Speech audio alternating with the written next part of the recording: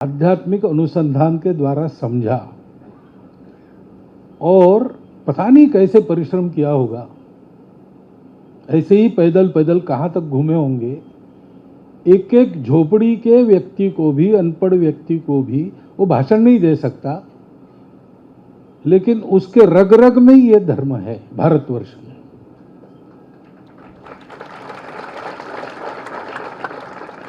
तो जब तक भारतवर्ष को धर्म ड्राइव करेगा, भारतवर्ष विश्वगुरु रहेगा।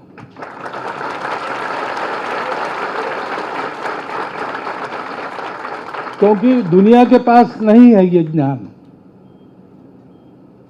क्योंकि अध्यात्म नहीं है। वो हमारे पूर्वजों की धरोहर है, हमारे पास आई है। हमारे यहाँ पर हमारा सौभाग्य है कि ऐसे संत महात्मा हमको सदा मिलते आए हैं। संत नहीं थे, प्रत्यक्ष चलते बोलते धर्मरूप, ऐसा भारतवर्ष के इतिहास में एक भी दिन नहीं है और आगे भी नहीं होगा।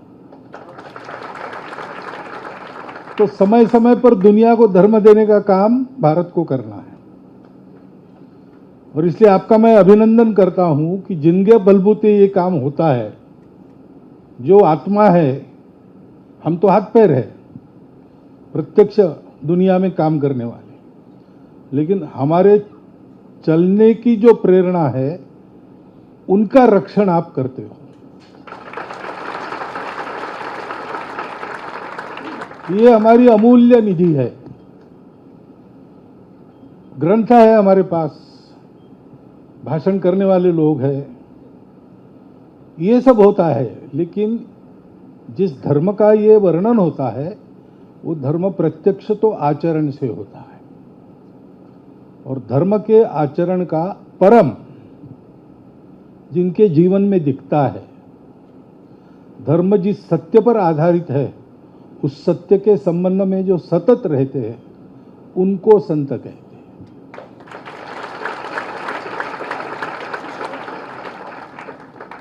और इसलिए संतों की प्रतिष्ठा का, संतों की सुरक्षा का ध्यान रखना, यह हम सबका कर्तव्य होता है। इसलिए देश का प्रधानमंत्री भी ये कहता है कि संतों को ना कहने में मुझे संकोच होता है।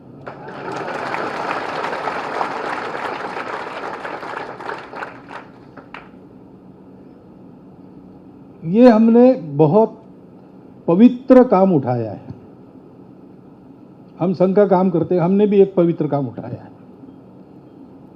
हम भी रक्षक ही है। हम प्रबोधन वगैरह नहीं करते, लीड वगैरह नहीं करते। महाराज जी ने कहा करोड़ों लोगों का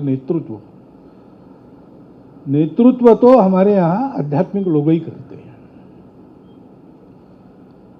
तो वो जो उपदेश देंगे, वो जो सलाह देंगे, वो देते रहे, इसलिए उनकी सुरक्षा आवश्यक थी। हम भी उनका प्रवचन लोगों के लिए चलते रहते, तब बाहर चौकीदारी हाथ में डंडा लेकर करने वाले लोग हैं।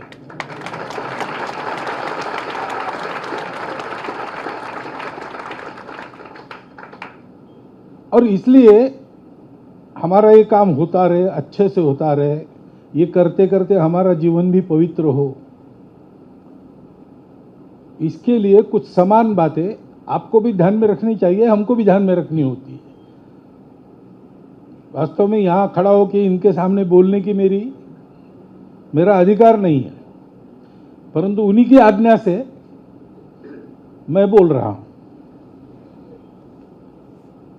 बात ऐसी है कि हमको सदैव ध्यान में रखना चाहिए कि हम वाहन है।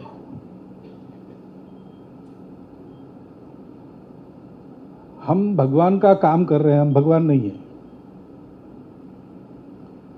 ऐसे एक कहानी बताते, महाराज जी जोक बताते, मैं भी थोड़ा प्रयास करता हूं।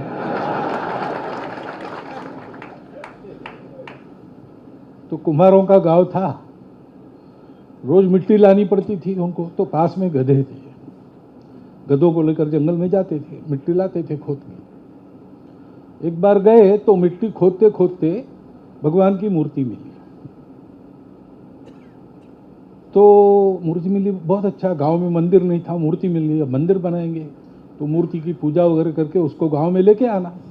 अब दूसरा वाहन नहीं है, उनके पास गधा ही है, तो उस पर रख दिया, भगवान को लेके आए।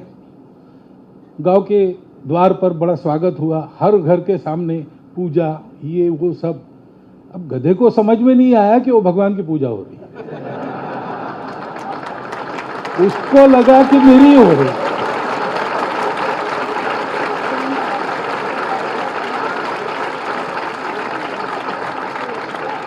और इसलिए दिन भर सारा कार्यक्रम होने के बाद दूसरे दिन भी जब वो बाहर निकला तो हर घर के सामने अपेक्षा से खड़ा रहे, तो वहां डंडे पड़े।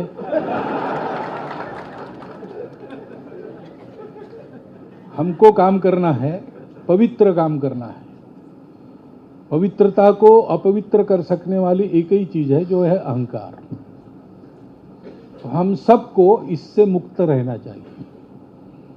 और मुक्त रहने का उपाय, बहुत सरल उपाय, वैसे तो बड़ा कठिन है, अहंकार से मुक्ति मिलना कठिन है, कोई ये क्लेम नहीं कर सकता, केवल पहुंचे हुए लोग कर सकते हैं, परंतु उसको संयम में तो रख सकते हैं। उसका सरल उपाय क्या है? ये भगवान का काम है, ये दुकान उसकी है, माल उसका है, हम तो उसने कहा जहां पहुंचाना है वहां तक ढोने वाले लोग हैं, मालिक वो है। ये ध्यान में रखना एक बात। दूसरा, हम इतने सारे लोग हैं, आप यहां इतने लोग बैठे हो, लेकिन ये एक काम जिन्होंने स्वीकार किया है, ऐसी एक कैटेगरी, धर्म के अनेक काम होते हैं, हम भी धर्म का काम कर रहे हैं, आप भी धर्म का काम कर रहे हैं, उसकी कैटेगरी ये है, चलने वाले मुनि भगवान का सुरक्षा की दृष्टि से साथ देना, साथ चलना। तो ये मैं कर रहा हूं, लेकिन मैं अकेला नहीं कर रहा हूं, हम 35,000 हैं।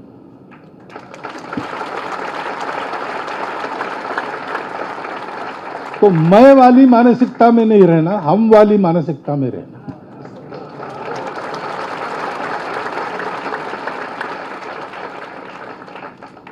और फिर अब हम कार्य करने चले।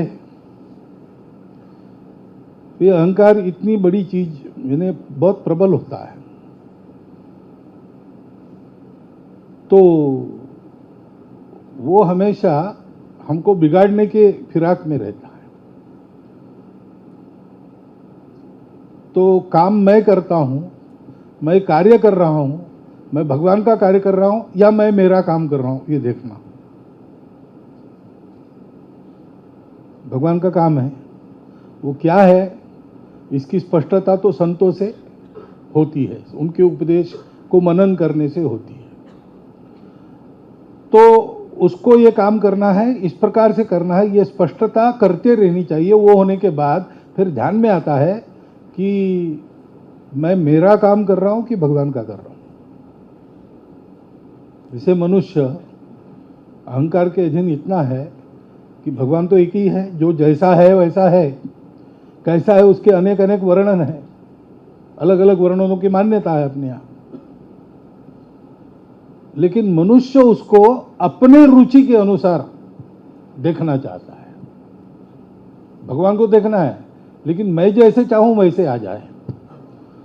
तो मैं पहलवान हूं तो मुझे बजरंगबली ही चाहिए, मैं कलाकार हूं तो मुरलीधर ही चाहिए, मैं महिला हूं तो देवी ही चाहिए। वास्तव में भगवान का रूप अपना रूप है, कैसा है क्या है, जो अनुभव करता है वही जाने। लेकिन हम अपने अहंकार के चलते ही ऐसे विभिन्न रूपों में, भगवान दयालु है, वो कहता है जिस रूप में तुम पूजो उसी रूप में मिलूंगा मैं तुमको। लेकिन हमारा सोचना तो उससे परे जाकर सोचना होना चाहिए। इसलिए जो काम करते उसमें मेरी इच्छा नहीं, हमको काम बताने वाले संत है उनकी इच्छा, या हमको मिलके काम करना है तो सबका मिलकर जो एक मत है वो मेरी इच्छा। क्या करना है तय करने के पहले चर्चा होती है, तब तक मेरा मत है। एक बार निर्णय हो गया कि वो मुझे पसंद है कि ना पसंद है, ये सवाल नहीं, वो मेरा मत हो गया। मेरा जो मत था वो विसर्जित हो गया। अब आगे उसके कारण जो परिणाम होंगे, अच्छे हुए तो सब मिलके भोगेंगे, गड़बड़ हो गए तो सब मिलके संभालेंगे। ये मिलके चलने की कला, चलते समय भी जब साथ में चलते हैं तो कदम मिला के चलते हैं तो चलना आसान हो जाता है और गति भी बढ़ती है। बाजार में किसी का कदम नहीं मिलता तो ठेला ठेली होती है भीड़ होने से, लेकिन बड़ी संख्या के पथ संचलन निकलते हैं तो भीड़ ठेला ठेली नहीं होती, क्योंकि कदम मिलाकर चलते हैं, एक दिशा में चलते हैं, एक दूसरे का लाइन भी देखते हैं ठीक से। साथ चलने की कला होती है। उस कला में सबसे पहली बात है मैं नहीं तू ही। साथ चल रहे, भोजन बनाया, सबने खाना है, तो जो वास्तविक कार्यकर्ता होता है वो सबको खिलाता है, बाद में बचे हुए में अपना करता है। ये मानसिकता होनी चाहिए, अनामिकता इसको कहते हैं। ये आगे, परंतु फल भोगने के लिए पीछे, सबका होने के बाद हम। इस सामूहिकता की जो बात है, वास्तव में धर्म क्या है? धर्म भी समूह की रक्षा करता है, यानी समूह को बना के रखता है। एक मनुष्य है तो फिर धर्म नहीं है, उसकी इच्छा ही धर्म है, लेकिन मनुष्य अकेला होता ही नहीं है, तो उसका परिवार है। परिवार का विचार लेके चलना ये धार्मिक काम है, लेकिन अकेला परिवार नहीं है, अनेक परिवार है। गांव का विचार करके चलना ये धार्मिक काम है, लेकिन हमारा एक गांव नहीं, हमारा पूरा जिला है, तो जिला ये धार्मिक काम है। ऐसे मानवता तक जाता है, और मानवता कहती है कि मुझे धर्म से चलना है तो सृष्टि के साथ चलना है, उसके प्रतिकूल नहीं चलना है। जो तत्व इन सब को साथ चलाता है, जोड़ के चलाता है और जोड़ के चलाकर उन्नति करता है, वो धर्म है।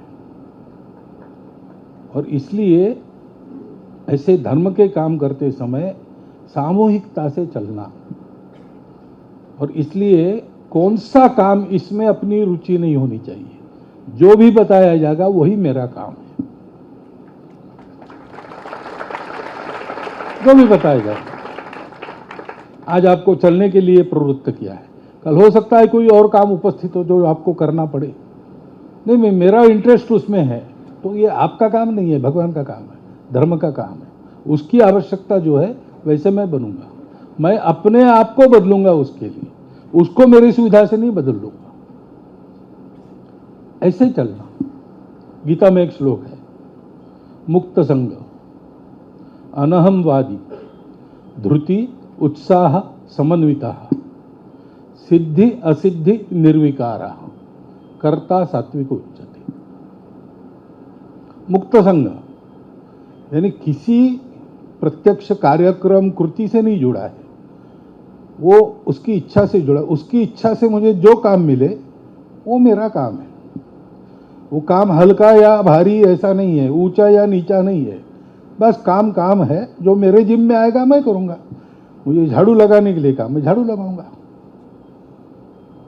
हमारे नागपुर में डॉक्टर आहूजा करके एक बड़े राजनीतिक कार्यकर्ता थे और बहुत प्रतिष्ठित डॉक्टर थे, संघ के स्वयंसेवक भी थे। तो संघ का शिविर लगा था, उनके पास स्वच्छता विभाग था, साफ सफाई का काम था। तो नागपुर शहर के बड़े नेताओं को बुलाया था शिविर देखने के लिए, वो सब आए। तो प्रवेश द्वार पर देखते हैं कि डॉक्टर आहूजा के हाथ में एक बकेट और एक झाड़ू है। तो दौड़े, अरे डॉक्टर साहब ये क्या कर रहे हैं आप? बोले नहीं, इस शिविर में मुझे ये काम मिला है, मैं अपना काम कर रहा हूं, आप अपना काम कीजिए, शिविर देखिए। मुक्त संग होना, अनहमवादी होना, धृति और उत्साह का समन्वय। कई जगह आगे बढ़ के काम करना होता है, कई जगह राह देखनी पड़ती है, समय की प्रतीक्षा करनी पड़ती है। जहां समय की प्रतीक्षा करनी है वहां उत्साह दिखाने से कार्य बिगड़ जाता है, और जहां वो फुर्ती दिखानी चाहिए वहां शांत बैठने से काम बिगड़ जाता है। तो कब क्या करना ये समझ में आना चाहिए, क्यों हर बार कोई आपको ऐसे बताएंगे नहीं, संत भी हर बार ऐसे बताएंगे नहीं, आपकी समझदारी के भरोसे छोड़ देंगे। तो ये समझदारी अपने को प्राप्त करनी। शिवाजी महाराज अफजल खान चढ़ के आया।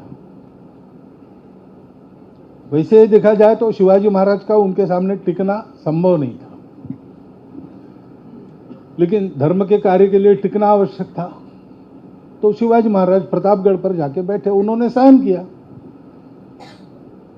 शिवाजी महाराज को चिढ़ाकर मैदान में लाने के लिए अफजल खान ने प्रजा पर अत्याचार किए, पंढरपुर के मंदिर में गाय काट दी, तुलजा भवानी का मंदिर भ्रष्ट कर दिया जो कुल देवता थी उनकी। क्यों उकसा कर शिवाजी महाराज को मैदान में आने की बुद्धि हो तो मैं उनको समाप्त कर लूंगा, लेकिन शिवाजी महाराज को पता था कि ये उकसा रहा है। लोग बदनामी करने, कहाँ गया शिवाजी, डर लग गया, भाग गया, बड़ी बड़ी बातें करता था, लेकिन वो शांत प्रतापगढ़ पर बैठे थे। अफजल खान को भी उन्होंने ऐसे ही भ्रम में रखा कि सचमुच शिवाजी डर गया है, और उसको जंगल में लाया। जंगल में लाने के बाद जो करना है वो किया। लगभग 3-4 महीना शांत रहे, और जब मौका मिला तब ऐसी दौड़ लगाई कि 15 दिन में बीजापुर के द्वार तक उनके सैनिक पहुंचे। ये धृति और उत्साह दोनों का समन्वय है, और सिद्धि असिद्धि निर्विकार रहना, क्योंकि आखिर ये सृष्टि जिस इच्छा से चलती है वो जो चाहती है वही होती है, और वो जब चाहते तभी होता है। माली सींचे सौ घड़ा, ऋतु आए फल होए। तो एक प्रकार रहता है कि अच्छा काम करके देखना, फल नहीं मिला तो अच्छा काम छोड़ देना, बुरे काम में जाना। ऐसे भी चलता है। अच्छे कामों की शायद नियति परीक्षा ही लेती होगी, तो छोड़ दिया तो काम होगा ही नहीं। पर्याप्त लगन से उसको करते रहना पड़ा है, आज ना कल कभी, ये धैर्य रखना पड़ता है। उसके लिए तात्कालिक यश अपयश से निर्विकार होना पड़ता है। परिस्थिति आती है, परिस्थिति जाती है, कोई भी परिस्थिति कायम नहीं रहती, आती है तो जाती निश्चित है। जो है वो सदा रहता है, जो बाद में आया वो बाद में चला भी जाता है।